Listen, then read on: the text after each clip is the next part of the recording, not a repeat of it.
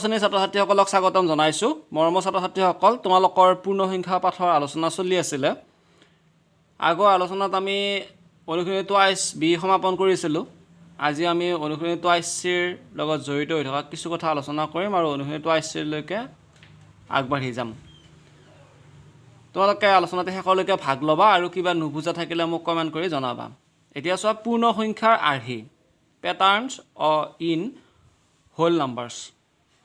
ধৰা হ'ল এক সংখ্যাটোক এটা বিন্দু সহায়ত প্ৰকাশ কৰা হ'ল, গতিকে দুই সংখ্যাটোক দুটা বিন্দুৰ সহায়ত, তিনি সংখ্যাটোক তিনিটা বিন্দুৰ সহায়ত প্ৰকাশ কৰিব পাৰি। বিন্দুবোৰক বিভিন্ন ধৰণে সজাই আমি বিভিন্ন ধৰণৰ আৰ্হি পাব পাৰোঁ। যেনে তিনি সংখ্যাটো বুজাবৰ বাবে তিনিটা বিন্দু লোৱা হ'ল। এতিয়া এই বিন্দু তিনিটা তলত দিয়া দুই ধৰণে সজাব পাৰি। ইয়াতে ৰেখাখণ্ডৰ সহায়ত সজাইছোঁ আৰু আমি ইয়াতে এটা ত্ৰিভুজীয় আকাৰত সজাইছোঁ। ওপৰত দুয়োটা আৰ্হিয়ে তিনি সংখ্যাটোকে বুজাইছে, কিন্তু আৰ্হি দুটা বেলেগ বেলেগ। ইয়াৰে এক নম্বৰ আৰ্হিটোৰ এডাল ৰেখা আৰু দুই নম্বৰ আৰ্হিটো এটা ত্ৰিভুজ। এতিয়া ৰেখা আৰ্হিত আমি সংখ্যাবোৰ কেনেকৈ সজাম? দুইৰ পৰা আৰম্ভ কৰি প্ৰতিটো পূৰ্ণ সংখ্যাকে ৰেখা আৰ্হিত সজাব পাৰি। যেনে দুইটোক আমি দুটা বিন্দুৰ সহায়ত ৰেখা আৰ্হিত সজাইছোঁ, তিনিটোক তিনিটা বিন্দু, চাৰিটোক চাৰিটা বিন্দু, এনেকৈ আমি সজাইছোঁ। এই ৰেখাখণ্ডসমূহত থকা মুঠ ৰেখাখণ্ডৰ সংখ্যা গণনা কৰি উলিয়াব পাৰি। যেনে দুটা বিন্দু আছে, দুটা বিন্দুৰ সহায়ত এডাল ৰেখা আমি পাইছোঁ। ৰেখাখণ্ডৰ তলত থকা মুঠ ৰেখাখণ্ডৰ সংখ্যা 1, কাৰণ ৰেখাখণ্ডৰ তলৰ ভিতৰত আন ৰেখাখণ্ড সোমাই থকা নাই। তিনি সংখ্যাটোৱে বুজোৱা ৰেখাখণ্ডডাল হ'ল এইডাল। ইয়াতে দুডাল ৰেখাখণ্ড আছে আৰু ডাঙৰ এডাল আছে। ধৰা ইয়াত থকা মুঠ ৰেখাখণ্ডৰ সংখ্যা হিচাপ কৰিব লাগে। বিন্দু তিনিটাৰ নাম আমি এ বি চি নাম দিছোঁ। 2 একক দৈৰ্ঘ্যৰ ৰেখাখণ্ড এ চি অৰ্থাৎ এডাল, 1 একক দৈৰ্ঘ্যৰ ৰেখাখণ্ড এ বি বি চি অৰ্থাৎ দুডাল, গতিকে আমি মুঠ ৰেখাখণ্ড তিনিডাল পাইছোঁ। 4 সংখ্যাটোৱে বুজোৱা ৰেখাখণ্ডডালৰ এনেকুৱা ধৰণৰকৈ আমি অংকন কৰিছোঁ, এ বি চি নাম দি লৈছোঁ। 3 একক দৈৰ্ঘ্যৰ ৰেখাখণ্ড এ ডি, এৰ পৰা ডিলৈকে 3 একক দৈৰ্ঘ্য, 1 2 3 একক, 1 একক বুলি ধৰি লৈছোঁ আমি এডাল ৰেখাখণ্ডক। তাৰপিছত A B B C C D এইবোৰ হৈছে 1 একক, A B B C C D 1 একক, তিনিডাল পাইছোঁ। আৰু এৰ পৰা চিলৈকে আকৌ বিৰ পৰা ডিলৈকে দুডাল আছে, গতিকে সেইটো হৈছে 2 একক দৈৰ্ঘ্যৰ। গতিকে আমি টোটেল যদি হিচাপ কৰোঁ 2 1 3 3 6 হ'ব, 6 পাইছোঁ। ৰেখাখণ্ডত থকা বিন্দু সংখ্যা আৰু মুঠ ৰেখাখণ্ডৰ সংখ্যাৰ মাজত এটা সম্পৰ্ক আছে। আমি সেই পিঠিত এখন তালিকা দিয়া আছে, সেই তালিকাৰ সহায়ত আমি দেখা পাম।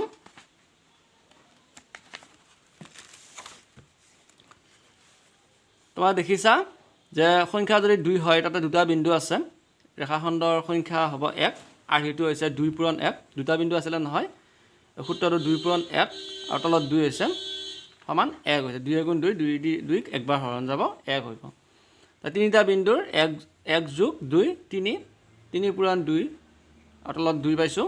2ৰে হৰণ কৰিলে আমি ফলাফল পাম 3। এনেকৈ আমি গোটেইকেইটা কৰিছোঁ। এতিয়া এটা আৰ্হি দিয়া হৈছে, এটা সূত্ৰ দিয়া হৈছে, সেই সূত্ৰটোৰ সহায়ত আমি ৰেখাখণ্ডৰ সংখ্যা আমি নিৰ্ণয় কৰিব পাৰিম। এই সূত্ৰটো হৈছে ৰেখাখণ্ডৰ সংখ্যা সমান বিন্দু সংখ্যা পূৰণ বিন্দুৰ সংখ্যাৰ পৰা 1 বিয়োগ কৰি 2ৰে হৰণ কৰিলে আমি ৰেখাখণ্ডৰ সংখ্যা পাই যাম। ঠিক একেদৰে ত্ৰিভুজীয় সংখ্যাৰ ক্ষেত্ৰতো আমি এটা সূত্ৰ পাম। এই সূত্ৰটো হৈছে n-তম ত্ৰিভুজীয় সংখ্যা n পূৰণ n+1 ডিভাইডেড বাই 2। এতিয়া ধৰা হ'ল 12তম ত্ৰিভুজীয় সংখ্যাটো উলিয়াব লাগে, তেতিয়া 12তম বুলি কৈছে নহয়, n-তম 12তম, গতিকে 12 বহুৱাইছোঁ n-ৰ ঠাইত, আকৌ ইয়াতে n-ৰ ঠাইত 12 বহুৱালোঁ। 12 পূৰণ 12 যোগ 1 12 13 হ'ল, 13 আৰু 12 পূৰণ কৰিলে যিটো ফলাফল পাম তাক 2ৰে হৰণ কৰিলে 78 হ'ব আমাৰ 12তম ত্ৰিভুজীয় সংখ্যাটো। 12 স্থানত 12 নম্বৰ স্থানত তাৰমানে 78 সংখ্যাটো আছে ত্ৰিভুজীয় সংখ্যা।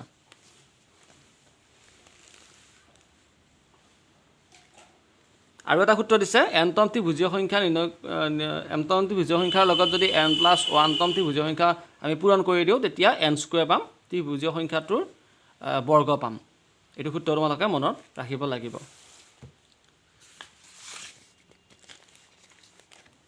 n-তম ত্ৰিভুজীয় সংখ্যাৰ পৰা n-1তম ত্ৰিভুজীয় সংখ্যা বিয়োগ কৰিলে আমি n ত্ৰিভুজীয় সংখ্যা পাম, n সংখ্যক ত্ৰিভুজীয় সংখ্যা পাম। 8ৰ লগত যদি n-তম ত্ৰিভুজীয় সংখ্যা আমি পূৰণ কৰোঁ আৰু তাৰ লগত যদি 1 যোগ দিওঁ, তেতিয়া n+1তম অযুগ্ম সংখ্যাৰ বৰ্গ পাম। বৰ্গৰ আৰ্হিৰ সংখ্যা 4 আছে 4টা বিন্দু ইয়াত দেখুৱাইছে বৰ্গ আকৃতিত 9টা বিন্দুৰ সহায়ত আন এটা বৰ্গ আমি অংকন কৰিব পাৰিছোঁ 16টো বৰ্গ সংখ্যা যেহেতু গতিকে 16টা আমি সমান জোখত ইয়াত সজাব পাৰিছোঁ 25টো বৰ্গ সংখ্যা গতিকে ইফালেও 5টা ইফালেও 5টাকে আমি এটা বৰ্গ আকৃতি দিব পাৰিছোঁ আয়তীয় আৰ্হিৰ সংখ্যা 6 আছে গতিকে প্ৰথম লাইনত 3টা দ্বিতীয় লাইনত 3টা তেনেকৈ আমি সজাইছোঁ দীঘৰ ক্ষেত্ৰত 3টা বিন্দু দিছোঁ আৰু প্ৰস্থৰ ক্ষেত্ৰত 2টা বিন্দু দিছোঁ বা এনেকৈ আমি সজাব পাৰোঁ থিয়কৈ পথলীয়াকৈ 2টা দি থিয়কৈ আমি 3টা দিব পাৰোঁ 8টোক আমি এনেকৈ 4টা বিন্দু দিছোঁ আৰু পথলীয়াকৈ 2টাকৈ বিন্দু দি পেলাই আমি কি কৰিছোঁ আয়তটো বা আয়তীয় সংখ্যা আৰ্হিটো আমি প্ৰস্তুত কৰিছোঁ এতিয়া অনুশীলন 82 লৈকে আমি যাব বিচাৰিছোঁ 82 অনুশীলনীটো আমি 2টা খণ্ডত সমাপন কৰিম আজিৰ খণ্ডটোত আমি 1 নম্বৰ 2 নম্বৰ আৰু 3 নম্বৰ এইকেইটা অংক আলোচনা কৰিম তাৰপিছত আমি 4 5 6 আলোচনা কৰিম এতিয়া প্ৰথম অংকটো দিয়া আছে যে তলৰ আৰ্হিবোৰত থকা মুঠ ৰেখাখণ্ডৰ সংখ্যা নিৰ্ণয় কৰা সূত্ৰটো হৈছে ৰেখাখণ্ডৰ সংখ্যা সমান বিন্দুৰ সংখ্যা পূৰণ বিন্দুৰ সংখ্যা বিয়োগ 1 ডিভাইডেড বাই 2 এই সূত্ৰটোৰ সহায়ত আমি ইয়াতে যিমানবোৰ বিন্দু দিয়া আছে আৰু কিমানটা ৰেখাখণ্ড সেই বিন্দুবোৰে প্ৰস্তুত কৰি উলিয়াইছে আমি তাক উলিয়াব পাৰিম এতিয়া প্ৰথম যেটো অংক আছে এটা 3টা বিন্দু আছে গতিকে আমি অংকটো কেনেকৈ কৰিম চোৱা আমাৰ সূত্ৰটো আছে ৰেখাখণ্ডৰ সংখ্যা অনুশীলনী 82 1 নম্বৰ 1 আমাৰ বিন্দু দিয়া আছে 3টা আমি সমাধান কৰিম ৰেখাখণ্ডৰ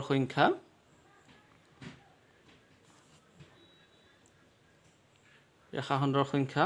সমান বিন্দুৰ সংখ্যা পূৰণ বিন্দুৰ সংখ্যা বিয়োগ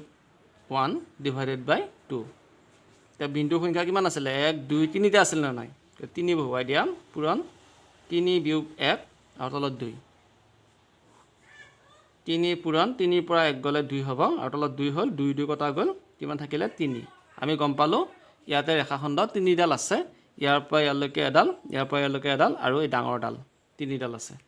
হৈছে তাৰপিছত তোমালোকে 2 নম্বৰটো আৰু শেষৰটো কৰিবা 4 নম্বৰটো আৰু 2 নম্বৰটো কৰিবা মই 3 নম্বৰটো কৰি দিছোঁ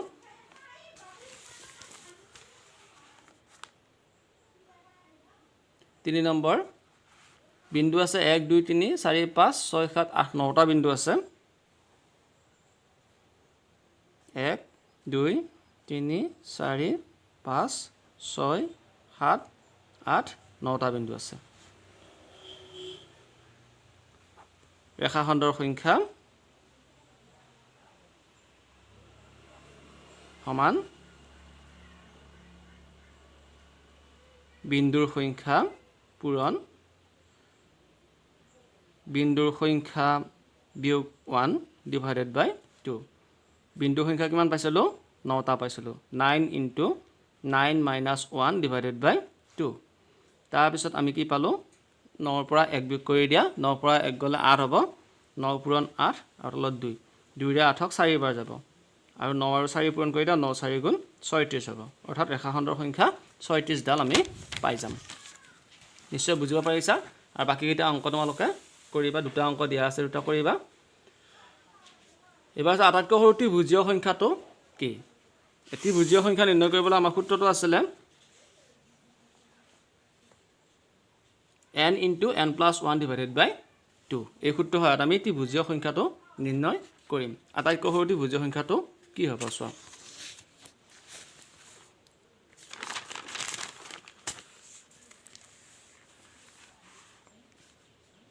2 নম্বৰ 1 সমাধান আটাইতকৈ সৰু ত্ৰিভুজীয় সংখ্যা সমান n * n + 1 ডিভাইডেড বাই 2 প্ৰথমতে আমি 1 পাম 1 পূৰণ 1 যোগ 1 ডিভাইডেড বাই 2 1 পূৰণ 1 2 হ'ব তলত 2 আছে 2 আৰু 2 কটা গ'ল কিমান থাকিলে 1 থাকিলে গতিকে আটাইতকৈ সৰু ত্ৰিভুজীয় সংখ্যাটো হৈছে 1 দ্বিতীয় ত্ৰিভুজীয় সংখ্যাটো কি এইটো চোৱা কেনেকৈ কৰিম দ্বিতীয় বুলি কৈছে নহয় 2 হ'ব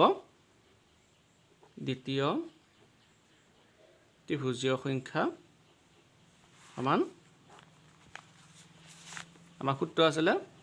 n * n + 1 / 2 n ৰ মানটো হ'ব 2 * 2 + 1 / 2 2 * 2 = 3 হ'ল 2 2 কটা গ'ল কিমান থাকিলে 3 গতিকে আমি গম পালোঁ দ্বিতীয় ত্ৰিভুজীয় সংখ্যাটো হ'ব 3 তাৰপিছত সপ্তম ত্ৰিভুজীয় সংখ্যাটো উলিয়াব দিছে এইটো তোমালোকে 7 * 7 + 1 / 2 7 আৰু 1 প্লাছ কৰিলে 8 হ'ব 2 ৰে 8ক আমি 4 বাৰ কাটিব পাৰিম 4 7 4 28 হ'ব সপ্তম ত্ৰিভুজীয় সংখ্যাটো 15তম ত্ৰিভুজীয় সংখ্যাটো ঠিক একেদৰে সূত্ৰটো সহায়ত n * n + 1 / 2 এই সূত্ৰৰ সহায়ত তোমালোকে 15তম ত্ৰিভুজীয় সংখ্যাটো উলিয়াবা ইয়াৰ উপৰিও তোমালোকে 25তম 100তম বা 200তম উলিয়াব পাৰিবা সূত্ৰটো হৈছে n * n + 1 / 2 হৈছে তোমালোকে এইকেইটা কৰিবা 3 নম্বৰ আৰু 4 নম্বৰ এবাৰ মই 3 নম্বৰ অংকটো কৰি দিব বিচাৰিছোঁ 2 নম্বৰ 3 4 তোমালোকে কৰিবা এবাৰ 3 নম্বৰটো হৈছে প্ৰথম 10টা ত্ৰিভুজীয় সংখ্যা উলিওৱা প্ৰথমটো আমি 1 পাইছিলোঁ দ্বিতীয়টো 3 পাইছিলোঁ তৃতীয়টো 6 হ'ব তাৰপিছত 10 হ'ব 15 21 28 36 48 55 তোমালোকে এইটো কৰি চাবা এতিয়া প্ৰথম 10টা ত্ৰিভুজীয় সংখ্যা উলিয়াব দিছে মই তোমালোকক দেখুৱাই দিছোঁ চোৱা প্ৰথম ত্ৰিভুজীয় সংখ্যা 1 * 1 + 1 / 2 1 * 2 2 2 কটা গ'ল 1 থাকিলে দ্বিতীয় ত্ৰিভুজীয় সংখ্যা 2 * 2 + 1 / 2 2 আৰু 2 কটা গ'ল 2 × 3 হ'ব